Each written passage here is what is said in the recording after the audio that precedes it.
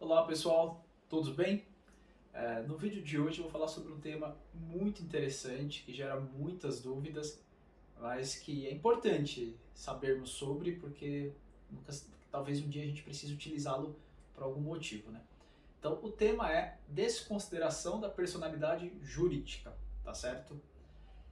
Algum tempo atrás, quem me acompanha aqui sabe, eu fiz um vídeo falando sobre a personalidade civil do nascituro. Só um adendo aqui. Personalidade civil e personalidade jurídica são sinônimos, tá?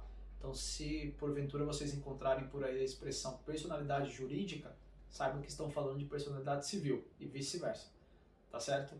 Então, nesse vídeo que eu falei sobre a personalidade civil ou jurídica do nascituro, eu mencionei por cima o conceito de personalidade civil, mencionei o conceito de capacidade, tá? Então, só para retomar um pouco, porque isso é importante para que a gente consiga compreender o assunto de hoje, personalidade civil ou jurídica é a aptidão que o indivíduo tem para adquirir direitos e contrair deveres. Tá? Então, todos nós temos personalidade civil. A personalidade civil ela é adquirida com o nascimento com vida, através do nascimento com vida, tá certo? Então, basicamente é isso. Personalidade civil, aptidão de adquirir direitos e contrair deveres, tá bom? Todos nós somos sujeitos de direitos e de deveres, tá certo? Então, em que consiste a desconsideração da personalidade jurídica? Então, vamos lá. Nós, eu, Pedro, você que está assistindo aí esse vídeo, nós somos pessoas físicas, certo? Pedro, João, Maria, José, Camila, Carolina, somos pessoas físicas. Né? Temos direitos e deveres. Porventura, por algum motivo, pessoas físicas elas precisam se organizar para constituir uma pessoa jurídica. Então, vamos a alguns exemplos. Pense no pastor que quer constituir uma igreja. Então, ele vai ter uma entidade religiosa. Então, essa entidade religiosa será uma pessoa jurídica. Pense nas associações, né? Todos nós assim, somos associados a alguma associação. Eu sou associado à Associação dos Advogados de São Paulo, que é a ASP, tem gente que é associada a algum clube, né? Então ali é uma associação de pessoas que se unem para desenvolver uma atividade. Então ali nós temos uma associação que é uma pessoa jurídica, tá certo? E existem as sociedades empresárias. A gente costuma encontrar essas sociedades com o final ali, a denominação limitada, né? Limitada, SA, é uma sociedade empresária, é uma pessoa jurídica, tá bom? Então pessoas físicas podem se unir para constituir uma pessoa jurídica. Não é o tema da exposição de hoje, mas é importante mencionar que uma pessoa jurídica ou mais pessoas jurídicas podem constituir uma outra pessoa jurídica, tá certo? Quais são as pessoas jurídicas que a gente vai encontrar no Código Civil? Entidade religiosa, partido político, associações e sociedades, tá certo? Acho que eu estou esquecendo de alguma, mas durante o vídeo, se eu lembrar, eu comento aqui com vocês, tá bom? Pois bem, a pessoa jurídica, assim como a pessoa física, ela tem personalidade jurídica. De novo, não confundam personalidade jurídica com pessoa jurídica. Personalidade jurídica ou civil é a que eu expliquei agora no começo do vídeo e eu falei um pouco no vídeo que eu fiz sobre os direitos, sobre a personalidade civil do nascituro, tá certo? Mas pessoa jurídica tem personalidade jurídica ou civil. Assim como nós, pessoas físicas, também temos essa personalidade jurídica ou civil. Tá? Se a pessoa jurídica tem personalidade, então ela é sujeita de direitos e de deveres. Tá? Então, aquela associação religiosa, uma associação comum, uma sociedade empresária. Lembrei, a outra pessoa jurídica é a fundação. Tá bom? As fundações também são pessoas jurídicas. A gente vai encontrar as pessoas jurídicas no artigo 44 do Código Civil, tá certo? As pessoas jurídicas, como eu havia dito, elas têm personalidade. Se têm personalidade, elas podem contratar. Né? Elas podem vender, podem fazer negócios. Né? Então, vamos pegar o seguinte exemplo. Pedro e João, duas pessoas físicas, resolvem explorar uma atividade empresária. E os dois se unem e constituem uma sociedade empresária, uma limitada. Tá? Casa de Ferramentas Limitada. Esse é o nome da sociedade empresária dos dois.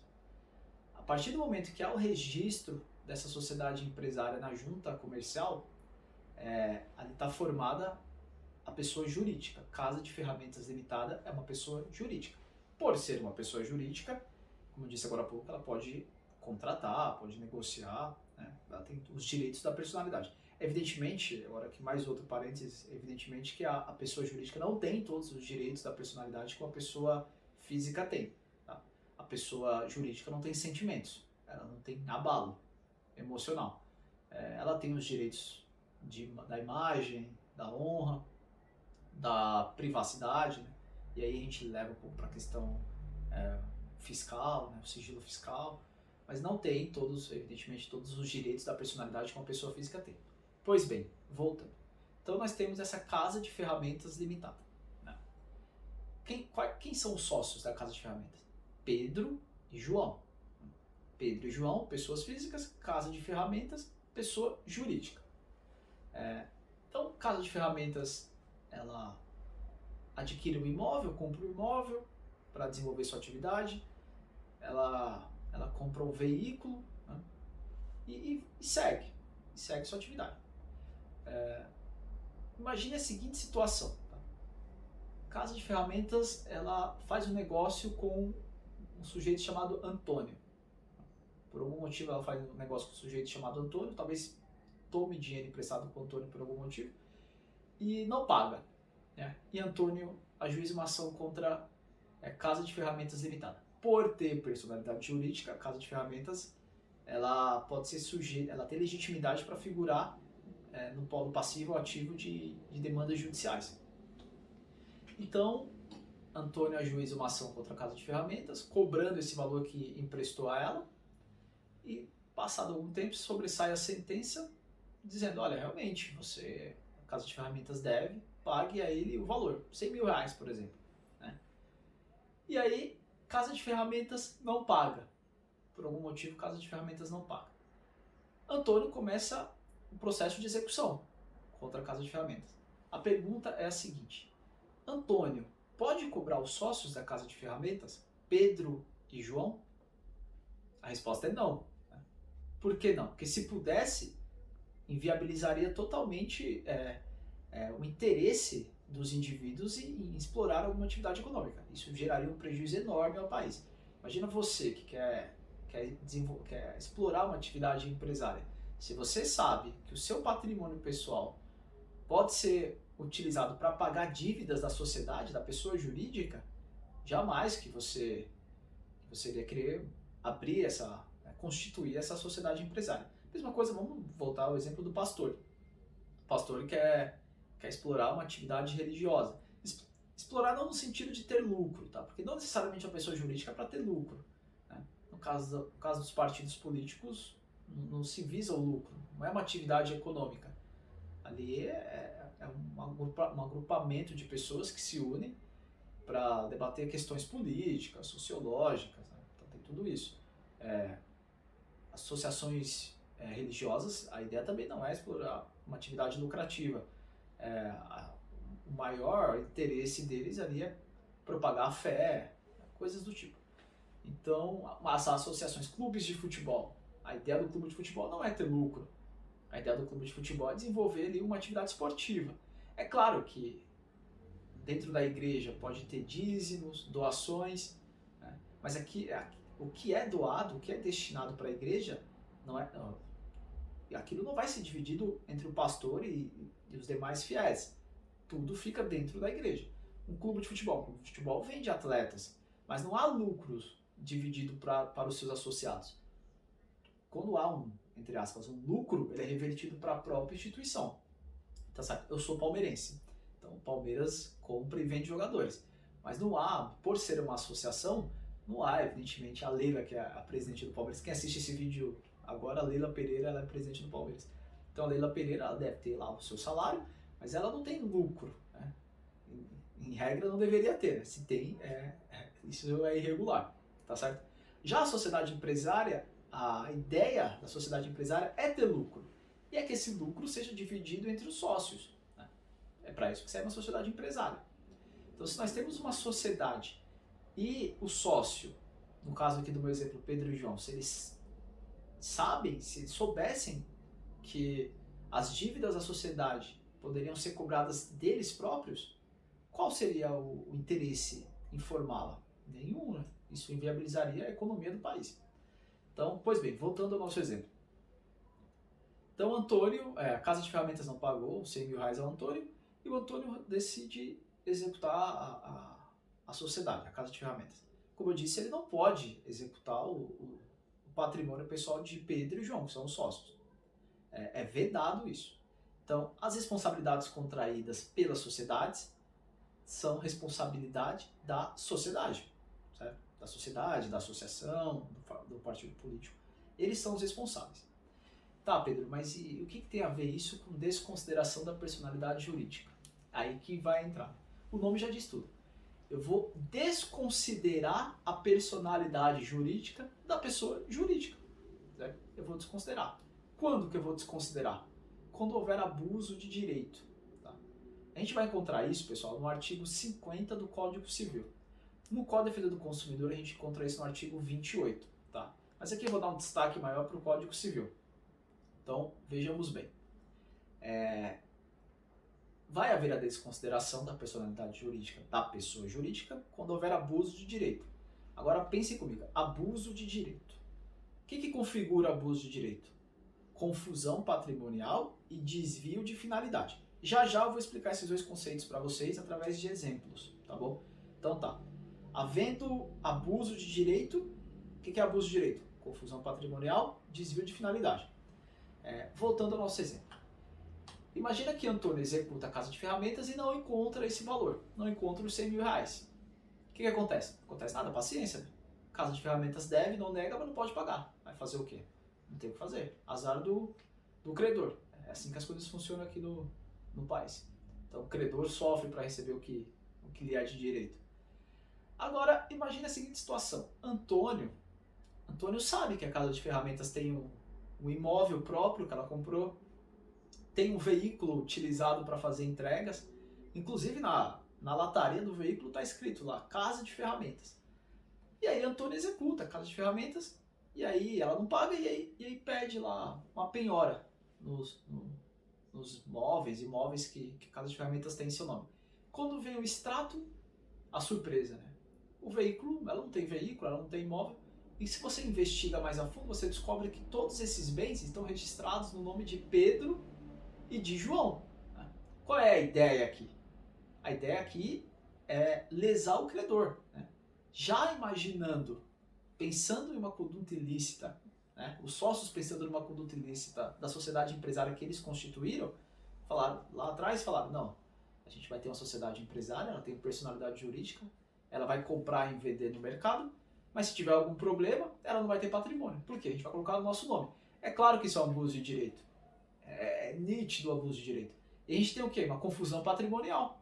Totalmente uma confusão patrimonial. Na prática, né, na verdade, de quem é o imóvel e de quem é o veículo? Da Casa de Ferramentas. Mas está no nome dela? Não. Está no nome das pessoas físicas, dos dois sócios. Né? Então, nesse caso, está configurado o abuso de direito, através da confusão patrimonial. Aí vai ser permitida a desconsideração da personalidade jurídica. Para quê? Para que Antônio possa cobrar os sócios. Então, os sócios com patrimônio próprio vão poder responder pela dívida da sociedade empresária. Tá? Outra coisa também que acontece muito. Pedro e João são sócios, então Pedro mora num condomínio, ele tem o aluguel do condomínio que ele paga, ele tem um carro que ele coloca gasolina sempre, né? Ele tem um filho que estuda num colégio particular, e aí essas contas do dia a dia, que são de Pedro, quem paga essas contas? A sociedade empresária. Né? A sociedade empresária paga essas contas. De novo, confusão patrimonial, tá certo? E desvio de finalidade, Pedro? Desvio de finalidade é o seguinte, Antigamente, o artigo, só um adendo, o artigo 50 do Código Civil ele foi modificado, salvo engano, em 2019 por uma medida provisória que já foi convertida em lei e mudou substancialmente o artigo 50, acho que criou o artigo 49A, salvo engano, né? Trabalhou mais essa questão da desconsideração da personalidade jurídica. Então, antes dessa medida provisória, o que era desvio de finalidade? Casa de ferramentas vende o quê? Ferramentas. Né? Você pode até expandir um pouco. Poxa, vende ferramentas, mas vende material para construção, vende tintas, tudo bem. Né? Imagina que a casa de ferramentas passou a vender prancha, jet ski. Né? É a finalidade dela vender esses objetos? Não é. Vender jet ski, vender prancha de surf, não é a finalidade dela.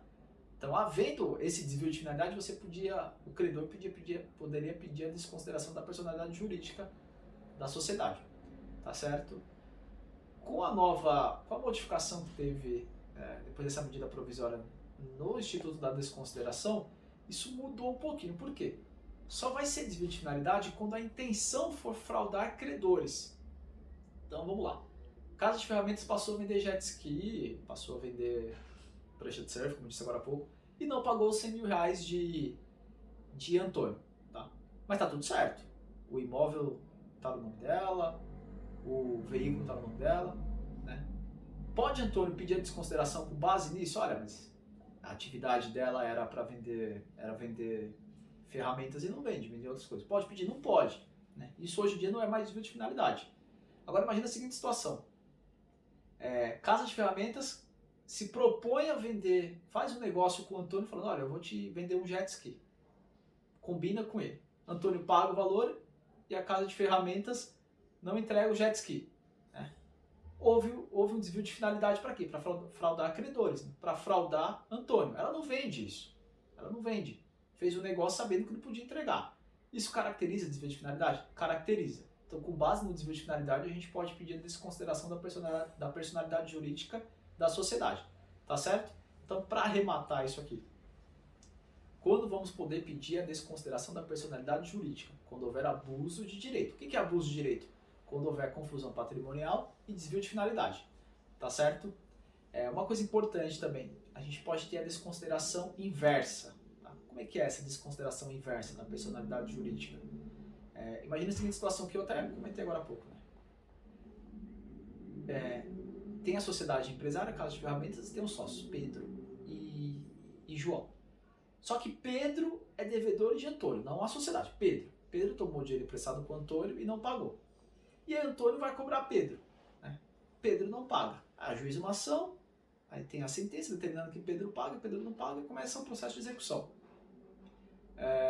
Quando você executa, o Antônio sabe que o Pedro mora numa casa maravilhosa, que o Pedro tem uma casa linda, que o Pedro tem um padrão de vida elevado, e aí quando vai buscar bens de Pedro não encontra nada, não tem nada no nome dele. Está no nome de quem? Da sociedade. Então pode ter o pedido de desconsideração para que a sociedade seja responsabilizada pela dívida de seus sócios. A gente chama isso de desconsideração inversa, tá bom? Então, basicamente, é isso. Desconsideração da personalidade jurídica é isso.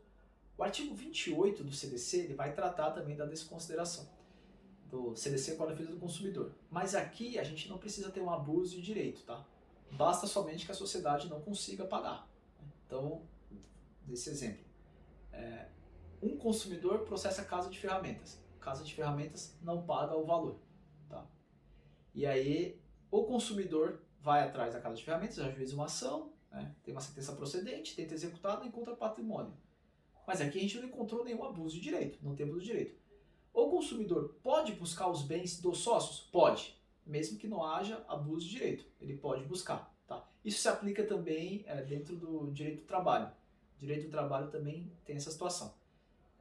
O empregado pode buscar diretamente o patrimônio do sócio da empresa pela qual ele trabalhava, na qual ele trabalhava, tá certo? Existe essa situação. Isso a gente chama no direito de teoria menor. Tá? Existe a teoria maior, que é adotada no Código Civil, que é essa que eu falei, que precisa ter o abuso de direito. Pela teoria menor, não precisa ter o abuso de direito. Basta que não tenha condições de pagar. Não tendo condições de pagar, pode-se buscar os bens diretamente do sócio.